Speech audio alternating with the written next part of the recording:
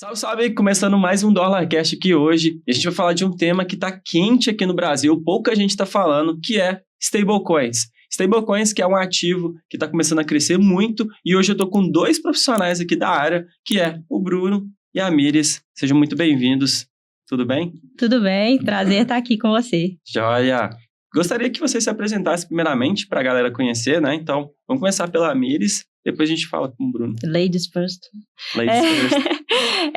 Miris Bensman, estou como presidente da Comissão de Criptoativos, Blockchain e Tokenização da OAB daqui de Minas Gerais.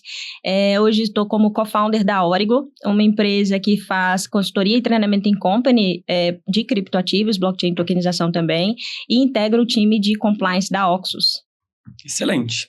E Bruno? Boa. Eu sou formado em Economia na PUC. Atualmente estou como diretor de operações da Global Crypto e cofundei a Nora Finance, que é uma stablecoin de DeFi, que não é de dólar, mas é uma stablecoin de real, e a gente vai falar sobre isso aqui hoje. Boa, excelente. Já que a gente já está comentando sobre stablecoin de real, vamos começar sobre esse tema, perguntando para o Bruno, principalmente, como é que vocês tomaram essa decisão, certo? A gente puxa aqui, puxando stablecoin, a gente vai adentrando no tema, né? Mas como é que foi a decisão de criar uma stablecoin de real agora nesse momento de mercado? Como é que vocês enxergaram isso? Boa, é engraçado que, assim, eu não vou me estender muito na história, mas eu estava como diretor de operações da Global e 100% focado naquilo, porque a gente está num período regulatório muito pesado. Falei, não vou falar sim para nenhum outro desafio. Mas aí o Vitor Sioff me chamou para ser advisor de uma startup que ele estava fundando, que era a Nora. E depois da primeira conversa ali como advisor, eu fiquei, caralho, eu queria ser sócio desses caras. E no segundo papo, foi assim, sem pretensão nenhuma. No final eles falaram assim, Moniz, a gente queria te chamar para ser um dos co-founders. Os caras, bora, só preciso falar com o pessoal aqui na Global, para não deixar a peteca cair de nenhum dos lados, né? E a gente começou a criar a Nora como uma pura emissora de stablecoin de real. E diferente das outras stablecoins do Brasil, nosso objetivo é só emitir a moeda e distribuir. Então a gente não fica fazendo um business ali, um negócio de câmbio, né? Ou de remessas transfronteiriças, porque quase todas as stablecoins que a gente tem aqui no Brasil, né, as stablecoins de real, elas são como se fosse um jardim murado, né? Para você usar, você tem que entrar naquela empresa ali, você usa e sai. E no final, a stablecoin, que deveria ser um ativo que circulasse livremente pelo mercado, vira uma coisa que só existe ali naquela empresa. E a gente entendeu por que essas empresas fizeram isso. E que seria uma decisão muito difícil, assim, tomar a decisão, entre aspas, certa de montar uma stablecoin puramente como stablecoin. A gente tem que falar não para vários atalhos e seguir com a ideia de construir só uma stablecoin. Esse só uma stablecoin é o que as outras não quiseram fazer, né? Sim. Mas aí a gente começou no ano passado. Atualmente a gente está na aceleração da Uniswap Foundation e também somos acelerados pelo Pinheiro Neto. E a gente encerrou recentemente o nosso pre-seed e a gente está com mais ou menos 24 neobanks na nossa esteira, assim, para começarem a emitir a nossa stablecoin, que é o BRS. Pô, muito foda, hein, mano? E só um ponto, na verdade, a gente puxou stablecoin, puxamos stablecoin de real, mas tem gente que talvez não saiba o que é stablecoin. Miris, o que é stablecoin? Bem resumidamente, stablecoin é uma moeda, uma criptomoeda lastreada em algum ativo. A gente tem criptomoedas, as mais famosas são as criptomoedas stablecoins lastreadas em dólar, que é o USDC, o USDT. Agora a gente está com stablecoin lastreada em real, que é a moeda BRS. Isso. A BRS. Temos algumas stablecoins lastreadas em alguns ativos. A gente conhece stablecoins que é lastreadas em sacas de café, em commodities. Então, a gente pega um ativo, lastreia ele, coloca na blockchain, começa a rodar, vira uma stablecoin. Excelente. Baseado nisso, puxando um pouco agora da stablecoin de real, vocês que são mais do meio jurídico, vocês manjam muito sobre isso, né? O que mudou de, por exemplo, 5 anos atrás, né, que stablecoin ela começou a ganhar uma tração lá em 2018, ali começou a nascer, começou a ganhar volume, né? E hoje a gente já está passando de um mercado de mais de 300 bi, se não me engano, né? Sim. De stablecoin. Então, cresceu muito de, sei lá, uns 3 anos para cá, estourou. E a gente está vendo essa crescente muito alta no Brasil. Então, minha pergunta é, em relação a leis e em relação ao crescimento, né, de stablecoins aqui no Brasil, como que está o mercado perante a isso? Tipo, a lei brasileira, ela está querendo avançar com esses avanços de tecnologia, né, querendo ajudar a impulsionar, ou tá tendo mais uma retalha ali, tipo, peraí, o que é isso aqui? Esses caras estão movimentando muito dinheiro para cá. Sim. Peraí, vamos entender isso aqui? Como é que tá sendo esse movimento perante a lei? Eu vou começar, porque se eu falar alguma coisa errada, como eu não sou advogado, eles me corrigem. Mas basicamente, assim, o mercado de stablecoin hoje em dia, a gente tem vários, igual a Melis falou, de ouro, etc., mas 90% dele é stablecoin de dólar. Uhum. E faz sentido porque é a moeda internacional, né? Então, mais pessoas têm essa moeda no bolso. Se for pensar nos países, né? Todo país, para fazer negociações internacionais, tem que ter o dólar. E faz sentido começar a crescer nessa stablecoin de dólar antes de todas as outras, né? Porque o problema que a stablecoin começou a resolver lá em 2018 era o problema de pagamento, né? Aqui no Brasil, desde 2019 e tal, a gente tem o Pix muito bem popularizado. A gente não vê um problema de pagamento doméstico aqui dentro de casa. Mas em outros lugares, até nos Estados Unidos, o ecossistema de pagamento ainda é muito arcaico, assim. Pra você ter ideia, os bancos, todo dia, eles fazem uma conciliação diária aqui no Brasil, junto ao Banco Central, que lá nos Estados Unidos acontece semanalmente. Então, assim, o maior sistema financeiro faz essa conciliação de reservas de forma semanal e aqui no Brasil a gente faz diária. Então, aqui a gente está muito à frente. E nos outros lugares, acabou que stablecoin nasceu como uma forma de resolver um problema das corretoras, principalmente ali a Tether, né, que veio com essa ideia de as corretoras não conseguiam ter direito conta em banco, mas elas precisavam de dólar, né? Aí a Tether falou, olha, eu vou criar um ativo aqui que representa o dólar, vocês usam esse ativo na blockchain para conciliar entre vocês, para fazer negociações. E a Circle foi da mesma forma, né, que é o USDC, que é a segunda maior stablecoin. Ela nasceu basicamente dentro da Coinbase, que é uma corretora muito grande, e com esse objetivo de resolver um problema ali das corretoras, mas acabou que essa otimização de pagamento entre elas começou a vazar para fora, né? As pessoas começaram a usar isso em DeFi, igual hoje em dia a gente tem vários aplicativos ali que funcionam na blockchain, né? Que é o DeFi, que usam stablecoin, que é uma forma de você ter o dólar sem ter que ter uma conta bancária nos Estados Unidos, etc. Isso começou a espalhar muito voltado para o dólar. Na Argentina, por exemplo, que é uma economia que é muito restrito à compra de dólar por lado dos habitantes ali, né? Tipo assim, você não pode comprar livremente dólar na Argentina. É extremamente regrado. Uhum. A stablecoin veio meio como uma salvação. Pô, eu não consigo comprar dólar aqui direto nas instituições financeiras, porque eu tenho um limite mensal e tal, e o preço é muito ruim, mas eu consigo comprar esse ativo aqui, que é $1, né, que é o Tether. Então, assim, meio que em cada lugar começou a explodir de algum jeito. Mas a maioria deles para resolver pagamento ou acesso, né? Às vezes, por exemplo, na África, você não tem acesso direito a dólar. Aí a Tether começa a crescer ali na África como um dólar que circula ali no continente africano. Mesma coisa na Argentina, em outros lugares. E acaba que hoje em dia 90% do mercado é só dólar, né? E não faz muito sentido, né? Porque, se eu pensar, o dólar é só uma das trocentas outras moedas que a gente tem. Né? Boa.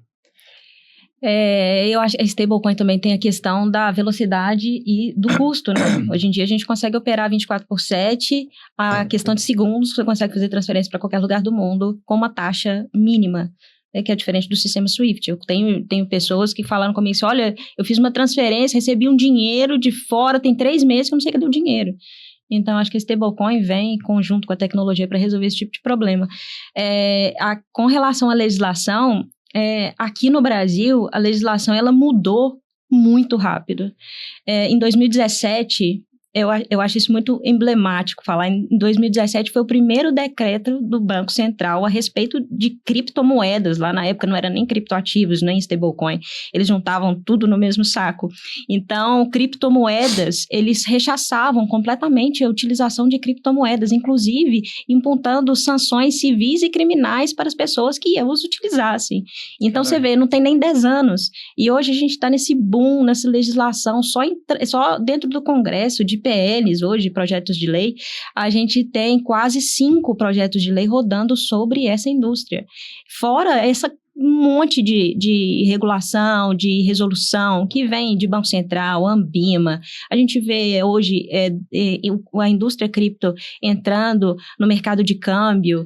E isso, apesar de a gente não está muito acostumado com isso, né? A cripto não foi feito para isso, o stablecoin não foi feito para isso. A gente veio de uma nascente completamente diferente dessa centralização, dessa regulação.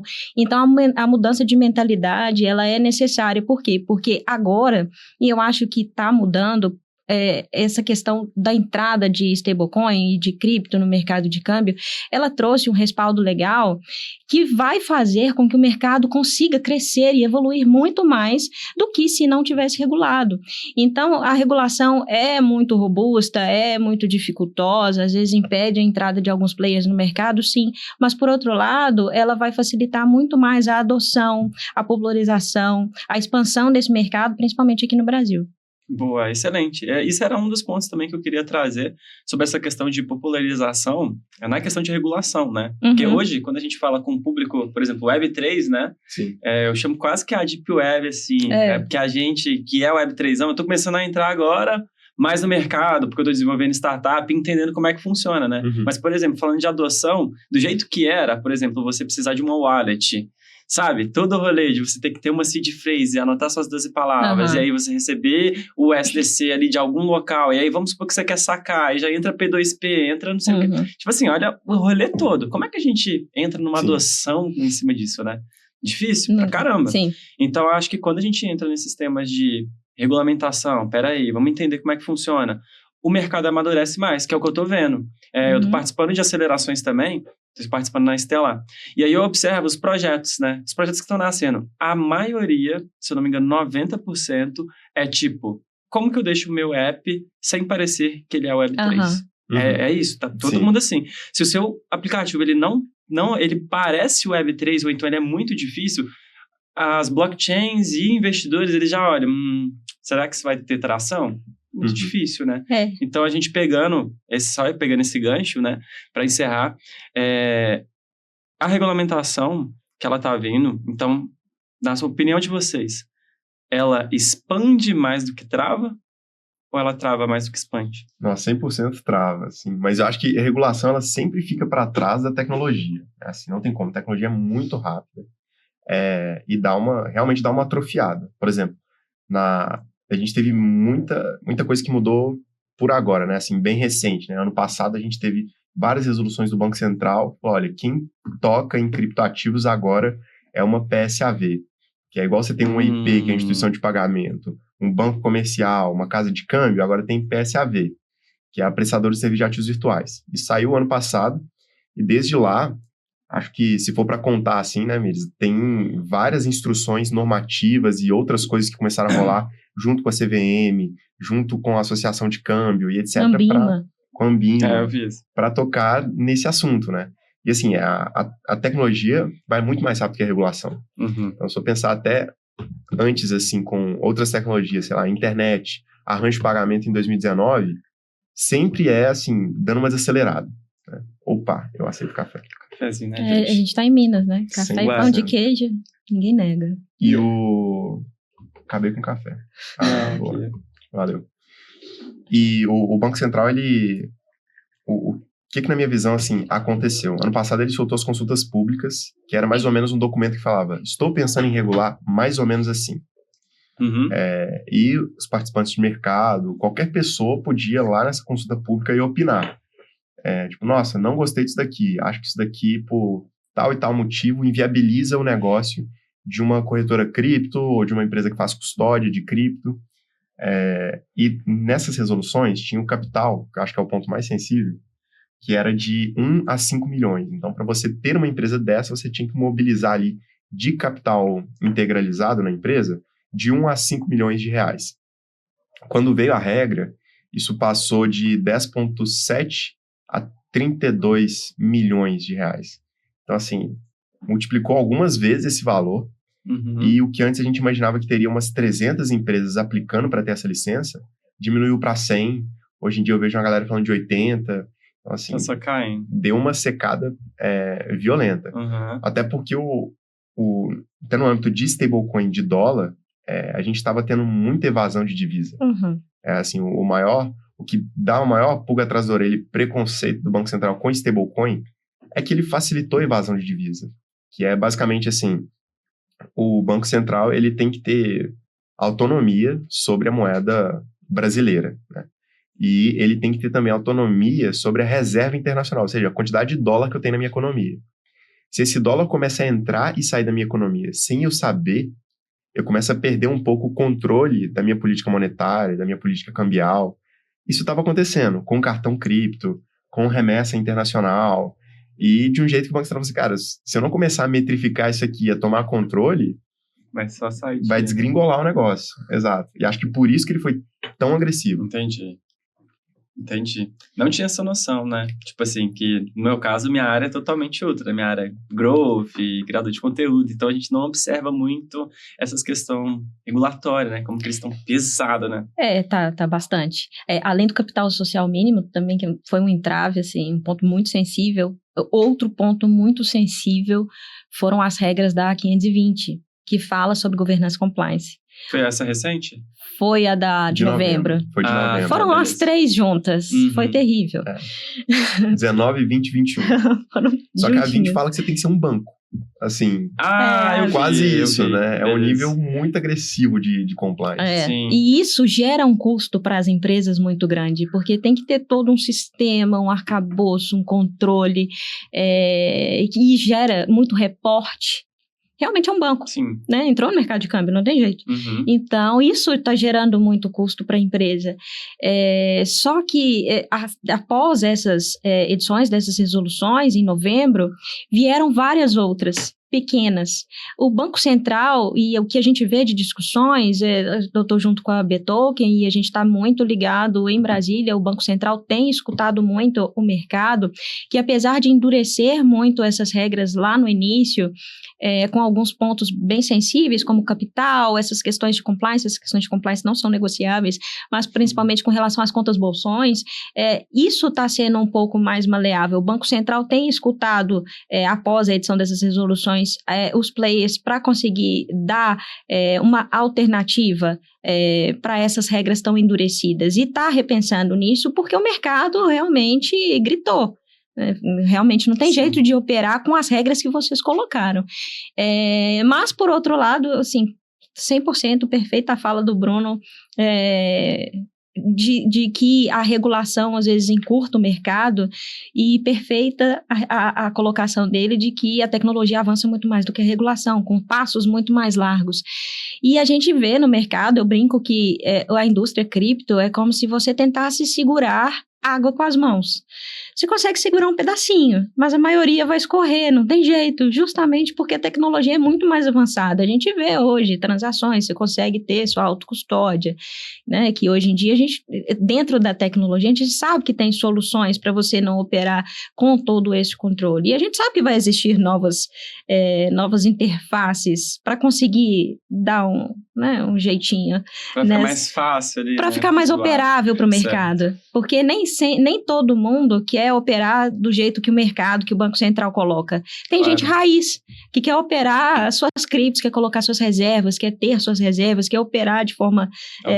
exato. Né? Uhum. Então, vemos essas duas vertentes, né? O Banco Central, o governo tentando regular, tentando realmente controlar e deixar mais fluido, às vezes, para o mercado também. E eu acho que nessa parte tem um avanço, tem muita empresário hoje, principalmente, operando através de stablecoin, enviando remessas internacionais através de stablecoin por conta dessa legislação, por conta desse mercado mais regulado, mas vejo também o outro mercado mais nativo se arranjando, né, dando não ilicitamente, tá? Mas com a tecnologia mesmo. Dentro das 4 linhas. Né? Exato. Com a tecnologia você consegue dar uma maciada nessas resoluções, nesse controle todo que o Banco Central impõe. Excelente. E baseado nisso, para vocês, para alguém que quer começar agora, ou empresa, ou empresário, ou alguém que está querendo construir, como é que vocês acham que eles deveriam se posicionar?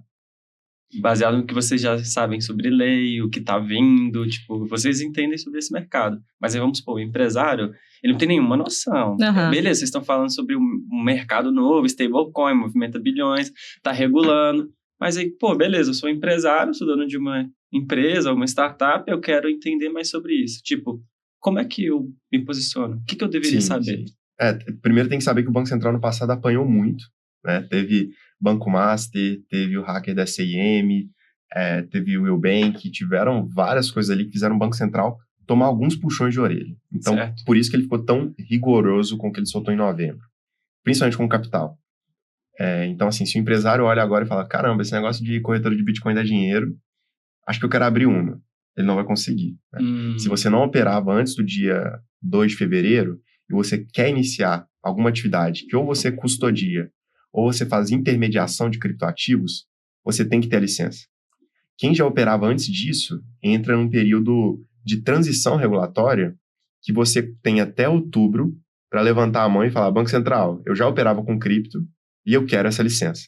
Aí você comprova que você já operava antes do dia 2 de fevereiro, mostra que você tem o capital necessário, mostra quem são os sócios, etc. E o Banco Central te dá ali mais um ano, mais ou menos, né, até o final de 2027, para você ficar redondinho dentro dessas regras de prestador de serviço de ativos virtuais. Uhum. Já está tudo vigente. Assim, então, em teoria, uma PSAV já tem que reportar ao COAF, para caso tenha alguma atividade ali ilícita, ela tem que reportar. Mas o mercado ainda, por exemplo, no COAF você não consegue se registrar ainda, pelo menos até onde eu vi, não dava para você registrar como prestador de serviço de ativos virtuais para reportar ao COAF. Assim, para o empresário que está chegando agora, se ele quiser criar um negócio intimamente ligado com cripto, ou ele vai ter que ir junto com alguma empresa que já presta esse serviço e contratar o que o pessoal está chamando de Crypto as a Service. Uhum. Mas se ele quer utilizar, por exemplo, eu faço remessa internacional, sou um exportador de café. Eu quero pagar e receber mais rápido, num câmbio mais eficiente. Não é um câmbio, às vezes, sem imposto, tá? Porque a galera meio que confunde isso. Às vezes o câmbio não vai ter IOF, porque fica numa regra meio cinzenta, mas se você está importando um serviço, cara, você pode pagar isso em capivara. Mas você vai ter que pagar o imposto, porque é uma importação de serviço. Mas se ele quer entender ali que ainda, mesmo assim, as regras ainda escritas têm vantagem de velocidade, o preço de câmbio realmente fica mais eficiente, e ele não vai estar fazendo nada de ilegal, agora é bom porque o Banco Central subiu a régua. Então, quem continua operando é quem tem calibre para essa regulação de outubro. Então, por exemplo, a Oxus Finance, eles estão num ramo amigo, pode até falar melhor, que para mim é importantíssimo, que é a transmissão internacional de stablecoin. E hoje em dia, as casas de câmbio elas não estão preparadas para isso. Muita gente do mercado tradicional não está preparado, não sabe usar isso. Porque, igual você falou, o Web3 é assustador, né? Aí você chega para um banco para ele implementar o Web3, é uma coisa assustadora. Não. Então, assim, eles têm que correr meio que atrás, porque vão chegar umas empresas novas agora e que têm calibre para isso, que vão oferecer serviços muito mais competitivos. Excelente. E para você, Miles? Eu acho que empresários, primeiro, eles têm que conhecer um pouco do mercado. E é por isso tão importante um processo educacional a respeito do que é essa indústria. E a gente vê muito embrionário ainda esse conhecimento por parte dos empresários. Então, ainda tem um certo preconceito por parte dos grandes empresários, a maioria deles, de achar que, mas o Banco Central, Receita Federal, não está regulado, vai me colocar em pirâmide, vai me dar problema. Então, eu acho que o primeiro passo para conseguirmos alcançar essa grande indústria tradicional seria um papel mais educacional mesmo. Uhum. E é esse o papel que eu acho que o Banco Central deveria desenvolver, até antes mesmo de regrar, né? Porque você vai regrar um mercado que ainda não entende sobre o mercado. Então, o papel educacional, para mim, ele é primordial para entendermos limites de atuação, possibilidades de atuação, o que pode, o que não pode, como não pode, é para você, não é para você. Então, eu acho que esse papel educacional, para mim, é o alicerce, a base para conseguirmos alavancar essa questão empresarial dentro das stablecoins. Não, isso é muito importante, assim, até porque pensa, o Banco Central não ia regular o mercado de tráfico. É uma coisa ilegal. Claro, Você chega para o empresário, cara, eu estou regulando o mercado de criptoativo. Tá passando por uma puta regulação. Você realmente acha que isso aqui é moedinha de terrorista, cara? Tem que entender que não é. Uhum. Bem pelo contrário, né? Assim, o que a galera pensa, né? Lavar dinheiro com cripto é muito mais difícil. É difícil, com certeza. Assim, E fácil de achar, né? Exato, Pô, extremamente blockchain, fácil mano, de achar. blockchain. Sim. Muito fácil. Hoje tem um tanto de ferramenta que você consegue traquear. Tipo assim, o cara mandou pra cá, que mandou pra cá, que veio pra cá. Easy. Isso é uma coisa ruim, porque às vezes chega alguém procurando a sua empresa, sua PSAV, achando que cripto é isso. Então ela chega assim, ó, eu preciso fazer um pagamento e tal. Aí quando você vai explicando que, cara, é tudo transparente, aqui é tudo compliance. Aí o cara fica assim, pô, por que eu vou usar isso então? Tem muito disso. É assustador, porque o cara fala, não, mas isso aí não é anônimo. Aí você fala, cara, não é anônimo, sabe? E isso é uma coisa ruim, porque se tivesse esse papel educacional, não iam chegar esses leads, assim, sabe, pra gente, nem chegar esses caras. Realmente. Tem gente que já chega com o pensamento contrário, fala, pô, é cripto, é stablecoin, vamos operar, deixa eu mandar dinheiro pra fora, porque ninguém vai me rastrear. Exato. Eu não passo tanto por isso, porque lá na Global a gente é só nacional, né, assim, então a gente não faz remessa internacional. Mas eu conheço pessoas que trabalham com reserva, e assim, eles ficam sendo assediados por umas coisas dessas, sabe? Faz aí pra mim. O cara não entende, quer fazer uma, repatriação de dinheiro ou evasão de divisa mesmo e procura a empresa como se fosse tudo anônimo, né? Mas não é. Mas então isso é tipo uma crença que a galera tem por conta do que aconteceu, né, nos últimos anos. Acho que a gente não tem... normalmente eles... É uma coisa que eu mexo com criação de conteúdo, né, gente? Então, as pessoas, elas são impactadas mais com a notícia ruim. A notícia ruim perpetua por vários anos. Até ela tirar aquilo da mente dela, ou tem que acontecer um movimento muito forte, né? Ou, por exemplo, que nem a gente tá na era da crypto economy, né? Tipo, influenciadores ali da bolha dela falando, não, isso é uma coisa e tal. Começar, tipo, a educar, né? Que é o que você entrou. Educar tanto o empresário, né? Que a gente trabalha, mas também o público em geral, né? Porque aí vira a massa, falando com a massa e... E o que vem de notícia, o que dá like hoje em dia, é notícia ruim. Sempre, então, assim, ninguém publica que remessa com stablecoin é seguro, é confiável, é rastreável, tem uma taxa muito menor, você consegue operar 24/7. Você não vê ninguém falando isso. Você vê que fulano entrou, sei lá, pirâmide, a fraude na prestadora tal. Você só vê esse tipo de notícia, né? Ninguém divulga notícia boa. Ou divulga, mas não dá hype, né? Na verdade. Exato, hype. A galera não divulga. Não dá alcance. E, pra gente encerrar, eu sei que vocês dois são daqui de Minas. Sim. Baseado no que a gente tá conversando aqui hoje. Como é que tá o crescimento do ecossistema cripto, voltado tanto para stablecoin, ou no geral, né? Aqui em Minas, que vocês estão observando? Cara, eu tô feliz com os últimos meses, assim, eu diria. Porque o meu tempo todo ali no Inter, eu ficava viajando para São Paulo, pro Rio, para Brasília, aí São Paulo, Rio, Brasília. Assim, caramba, tem tanta coisa legal aqui, né? E parece que o pessoal aqui principalmente de BH, a gente tem um monte de cripto nativo, um monte de pessoa que entende de cripto, só que tá todo mundo trancado nas suas casas, nos seus apartamentos. Porque eu ia no evento em São Paulo e falava assim, porra, você é de Minas, cara.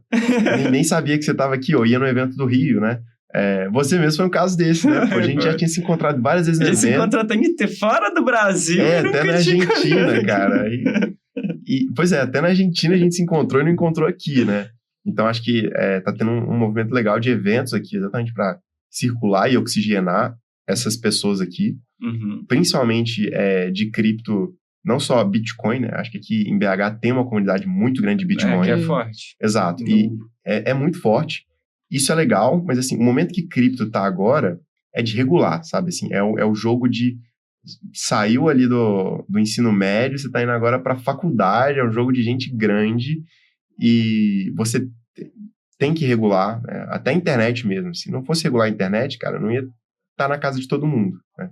Esse mercado tem que passar por isso e eu tô vendo que aqui em Minas está começando a surgir as pessoas, elas estão se encontrando, na verdade, e eu fico bem feliz com isso. O ponto contra é que o empresário mineiro é extremamente desconfiado. Exato. Demais. Exatamente. E trazer essas facilidades para ele, ou vender a tecnologia, eu sinto que é muito mais difícil. Só que no momento que você faz, do mesmo jeito que o mineiro é desconfiado, quando ele confia em você, você pode entrar na casa dele, ele vai te chamar para comer alguma coisa, comer um bolo.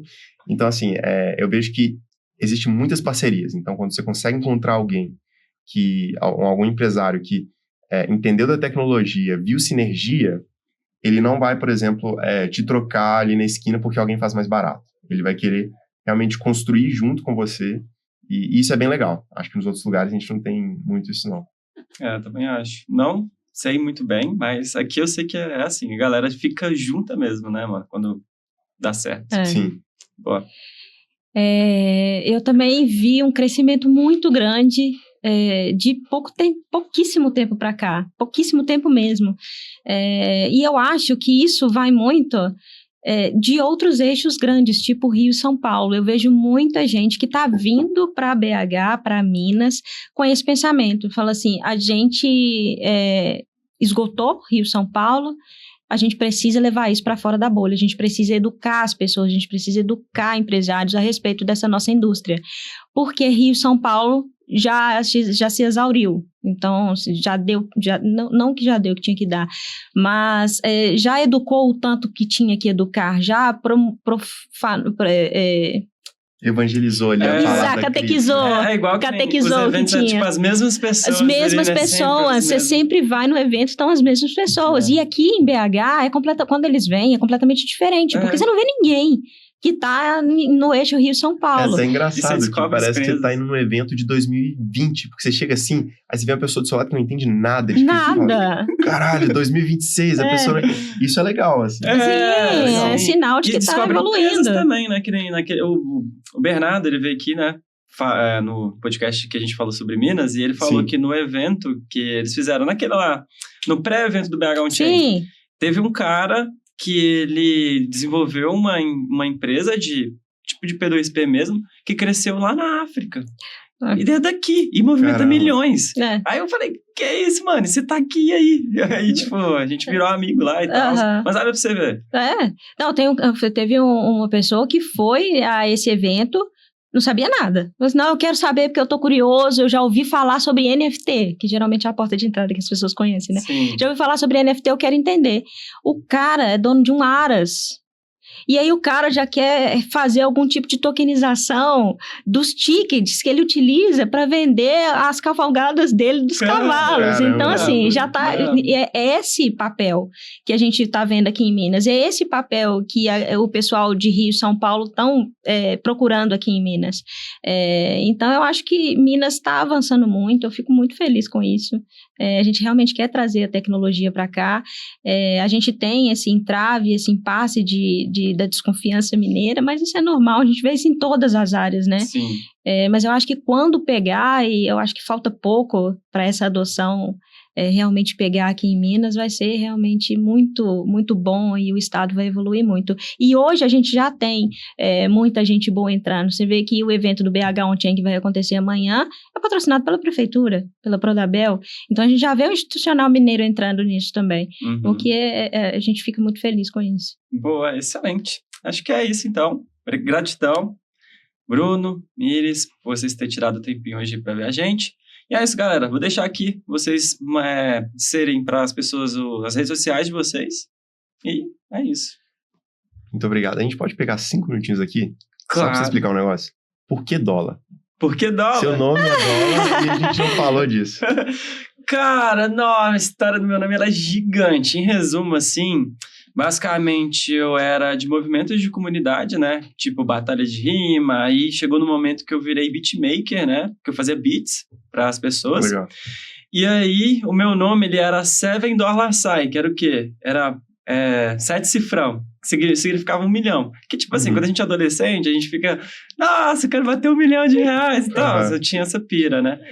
E acabou que... Hoje você quer bater 10 milhões. Em dólar. Em dólar. Exato. Mas acabou que esse era o meu nome, de beatmaker. E aí, quando eu fui pro mercado de games... Que eu jogava Free Fire, jogava essas coisas, eu não poderia colocar aquele nome gigante. Aí ficou dólar no final. Muito bom. Galera acha que é dinheiro, né? Por causa dinheiro. Por isso que meu arroba é not about dólar, não é sobre dólar. É por causa de games. Boa. Entendeu? Boa. Isso. Legal. Curiosidade mesmo. Tamo junto. Boa, qual a rede social de vocês pra galera seguir, né? Se vocês quiserem falar das empresas também, legal. Boa, claro. Eu sou brmoniz.eth em todas as redes sociais, brunomoniz.eth. Atualmente na Global Crypto, oferecendo Crypto as a Service, e a gente também tem uma corretora de cripto, que é a Firebit. Assim, não parece com Web3, tá? É extremamente simples nossa interface, a gente está exatamente naquela linha que você falou, Dó, de a pessoa usar a tecnologia sem saber que ela está usando. Excelente. E a Nora Finance, que é a stablecoin de DeFi, que também o objetivo é exatamente esse, você está usando ela sem saber que você está usando, né? Agora que a gente não tem o real digital, a gente precisa de alguma stablecoin dentro da blockchain, a gente está fazendo isso. Boa. O meu é Miris Bensma, também em todas as redes, Miris Bensma. Convido vocês a conhecer a Oxus Finance. Se você quer transacionar através de stablecoin, Oxus é o seu lugar. Convido vocês também para conhecer a Origo. A Origo, se você é empresário, quer entrar nesse mundo, quer conhecer um pouco mais sobre essa indústria, nos procure. A Origo pode colocar você através de uma consultoria, de treinamentos in company. Tanto você, empresário, quanto seu time, sua equipe, a gente vai até o local, estuda o seu ramo de atuação e consegue desenvolver produtos em cripto para você. E muito obrigada, fiquei muito feliz, foi muito legal o bate-papo com vocês. Tamo junto. Valeu, galera. Até mais. Obrigadão, mano. Valeu.